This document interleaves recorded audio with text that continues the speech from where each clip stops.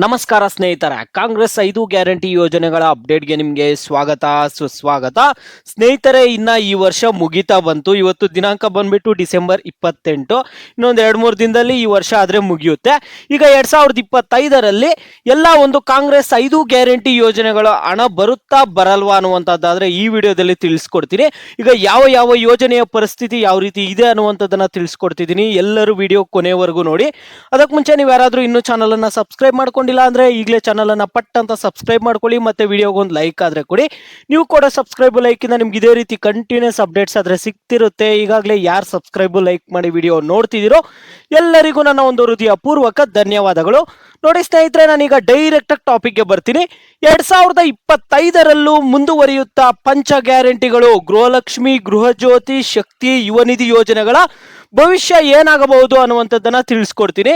ಸ್ನೇಹಿತರೆ, ನಿಮ್ಮೆಲ್ಲರಿಗೂ ಗೊತ್ತು, 1.5 ವರ್ಷದ ಹಿಂದೆ ವಿಧಾನಸಭೆ ಚುನಾವಣೆ ವಿರೋಧ ಪಕ್ಷದ ಸ್ಥಾನದಲ್ಲಿ ಕಾಂಗ್ರೆಸ್ ಹೇಗಾದರೂ ಮಾಡಿ ಅಧಿಕಾರ ಹಿಡಿದೇ ತೀರಬೇಕು, ಬಿಜೆಪಿಯನ್ನು ಸೋಲಿಸಲೇಬೇಕು ಅಂದ್ಬಿಟ್ಟು ಇಲ್ಲಿ ಕಾಂಗ್ರೆಸ್ 5 ಗ್ಯಾರಂಟಿಗಳನ್ನಾದ್ರೆ ಸ್ಟಾರ್ಟ್ ಮಾಡ್ತಾರೆ. ಮೊದಲು ಗೃಹಲಕ್ಷ್ಮಿ, ಅನ್ನಭಾಗ್ಯ, ಶಕ್ತಿ ಯೋಜನೆ, ಗೃಹ ಜ್ಯೋತಿ ಹಾಗೂ ಯುವ ನಿಧಿ ಯೋಜನೆಗಳನ್ನಾದ್ರೆ ಘೋಷಣೆ ಮಾಡ್ತಾರೆ. ಅವ್ರು ಏನ್ ಹೇಳ್ತಾರೆ ಅಂದ್ರೆ, ನಮ್ಮ ಪಕ್ಷ ಅಧಿಕಾರಕ್ಕೆ ಬಂದರೆ ಪಂಚ ಗ್ಯಾರಂಟಿಗಳನ್ನು ಜಾರಿಗೊಳಿಸಲಿದೆ ಎನ್ನುವುದು ಕಾಂಗ್ರೆಸ್ ನೀಡಿದ್ದ ವಿಶ್ವಾಸವಾಗಿತ್ತು. ಬಿಜೆಪಿ ಮೇಲಿನ ಕಮಿಷನ್ ಆರೋಪ, ನಾಯಕತ್ವದ ಕಿತ್ತಾಟದ ನಡುವೆ ಜನರಿಗೆ ಗ್ಯಾರಂಟಿ ಯೋಜನೆಗಳು ನಮ್ಮ ಪರವಾಗಿ ಎನ್ನುವ ಒಂದು ವಿಶ್ವಾಸ ಆದ್ರೆ ಬಂದಿತ್ತು. ಅದರಿಂದ ತಿಂಗಳೊಳಗೆ 3 ಯೋಜನೆಗಳು ಜಾರಿಯಾದವು. 6 ತಿಂಗಳ ನಂತರ ಪಂಚ ಗ್ಯಾರಂಟಿಯು ಅನುಷ್ಠಾನಗೊಂಡವು. ಈ 5 ಯೋಜನೆಗಳಿಗೆ ಸುಮಾರು 58,000 ಕೋಟಿ ರುಗಳನ್ನು ಸರ್ಕಾರ ವ್ಯಯಿಸುತ್ತಿದೆ. ಮೊದಲ ವರ್ಷ ಯೋಜನೆಗೆ ಹಣವನ್ನು ಮೀಸಲಿಡಲಾಗಿತ್ತು. 2ನೇ ವರ್ಷದ ಆಯವ್ಯಯದಲ್ಲೂ ಸಿಎಂ ಸಿದ್ದರಾಮಯ್ಯ ಹಣ ತೆಗೆದಿಟ್ಟಿದ್ದರು.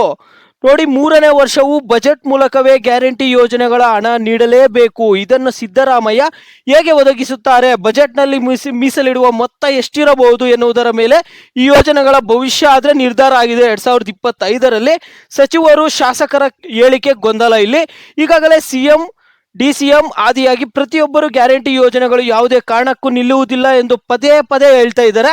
ಇಲ್ಲಿ ಇಂತಹ ಅಭಿಪ್ರಾಯಗಳ ನಡುವೆ ಕಾಂಗ್ರೆಸ್ನ ಚುನಾಯಿತ ಪ್ರತಿನಿಧಿಗಳು ಗ್ಯಾರಂಟಿ ಯೋಜನೆಗಳ ಕೆಲವೊಮ್ಮೆ ಅಡ್ಡಗೋಡೆ ಮೇಲೆ ದೀಪ ಇಟ್ಟ ಹಾಗೆ ನೀಡಿರುವ ಹೇಳಿಕೆಗಳಾದ್ರೆ ಇಲ್ಲಿ ಜನರಲ್ಲಿ ಒಂದು ಗೊಂದಲ ಆದ್ರೆ ಮೂಡಿಸ್ತಿದೆ. ಸ್ನೇಹಿತರೆ, ಕಳೆದ ಲೋಕಸಭಾ ಚುನಾವಣೆ ವೇಳೆ ನಮಗೆ ಮತ ನೀಡದೇ ಇದ್ದರೆ ಗ್ಯಾರಂಟಿ ಯೋಜನೆಗಳು ನಿಲ್ಲಬಹುದು ಎನ್ನುವ ಹೇಳಿಕೆಯನ್ನು ಶಾಸಕರು ಕೊಟ್ಟಿದ್ರು. ಚುನಾವಣೆ ಬಳಿಕವೂ ಯೋಜನೆಗಳಿಗೆ ನೀತಿ ನಿಯಮಗಳನ್ನು ಪರಿಷ್ಕರಣೆ ಮಾಡಬೇಕಿದೆ ಎನ್ನುವ ಒಂದು ಅಭಿಪ್ರಾಯ ಕೂಡ ಕೊಟ್ಟಿದ್ರು. ಇಲ್ಲಿ ಯೋಜನೆಗಳು ಬಳಸಿಕೊಳ್ಳಲು ನೋಡಿ, ಈ ಒಂದು ಎಲ್ಲ ಯೋಜನೆಗಳನ್ನು ಬಳಸಿಕೊಳ್ಳಲು ಪಡಿತರ ಕಾರ್ಡ್ ಕಡ್ಡಾಯವಿದೆ. 1 ಲಕ್ಷಕ್ಕೂ ಅಧಿಕ BPL ಕಾರ್ಡ್ಗಳನ್ನು APL ಕಾರ್ಡ್ಗೆ ಬದಲಿಸುವ ಕೆಲಸನೂ ಆಗಿದೆ ಆಲ್ರೆಡಿ. ಇಲ್ಲಿ ಆದಾಯ ತೆರಿಗೆ ಪಾವತಿಸುವವರ ಅಂಶ ಆಧರಿಸಿ ಕಾರ್ಡ್ ಬದಲು ಮಾಡಲಾಗಿದೆ ಎನ್ನುವ ಸ್ಪಷ್ಟನೆಯನ್ನು ಕೂಡ ಸರ್ಕಾರ ಇಲ್ಲಿ ನೀಡಿತ್ತು. ಇದಕ್ಕೆ ಬಲವಾದ ವಿರೋಧ ವ್ಯಕ್ತವಾದ ನಂತರ ಇಂದಿನಂತೆ ಕಾರ್ಡ್ಗಳನ್ನು BPLಗೆ ಬದಲಾಯಿಸಲಾಯಿತು. ಈಗ ಯಾವ ಯೋಜನೆ ಹೇಗಿದೆ ಅಂತ ನೀವು ಕೇಳೋದಾದ್ರೆ ಸ್ನೇಹಿತರೆ, ಶಕ್ತಿ ಯೋಜನೆಯಂತೂ ಸಮರ್ಪಕ ಬಳಕೆಯಲ್ಲಿದೆ.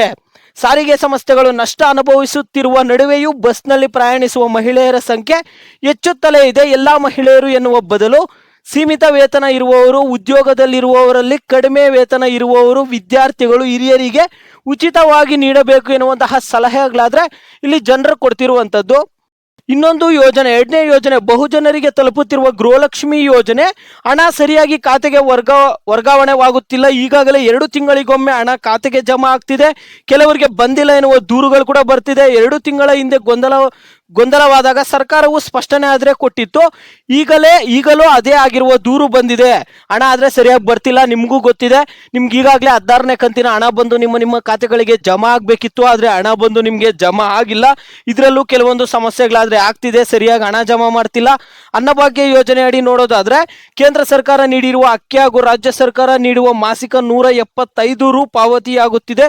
ಇದರಲ್ಲಿ BPL ಕಾರ್ಡ್ದಾರರಿಗೆ ಅಕ್ಕಿ ಹಾಗೂ ನೆರವು ಸಿಗುತ್ತಿದೆ. ಇಲ್ಲಿಯೂ ಅರ್ಹ ಹಾಗೂ ಅನರ್ಹ BPL ಕಾರ್ಡ್ನ ಗೊಂದಲ ಬಗೆಹರಿಸಿ ಯೋಜನೆ ಬಲಪಡಿಸುವ ಸಲಹೆಯೂ ಕೊಟ್ಟಿದ್ದಾರೆ.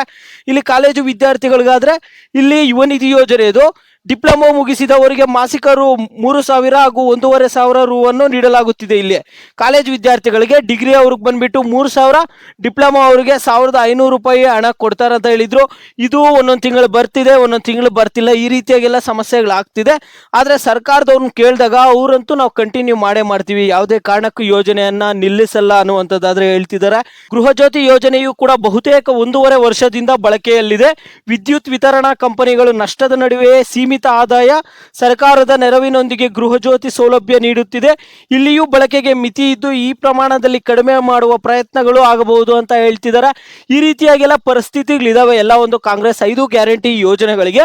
ಈಗ ಸರ್ಕಾರದವರು ನಮ್ಮ ಒಂದು ಮುಖ್ಯಮಂತ್ರಿಗಳಾದ CM ಸಿದ್ದರಾಮಯ್ಯ ಅವರು ಮತ್ತೆ ಉಪಮುಖ್ಯಮಂತ್ರಿಗಳಾದ DK ಶಿವಕುಮಾರ್ ಅವರು ಇವ್ರು ಹೇಳ್ತಿರುವಂತದ್ದೇನೆಂದ್ರೆ, ನಾವು ಯಾವುದೇ ಕಾರಣಕ್ಕೂ ಈ ಯೋಜನೆಗಳನ್ನ ನಿಲ್ಲಿಸುವುದಿಲ್ಲ, 5 ವರ್ಷನೂ ನಮ್ಮ ಒಂದು ಯೋಜನೆಗಳು ಕಂಟಿನ್ಯೂ ಆಗುತ್ತೆ.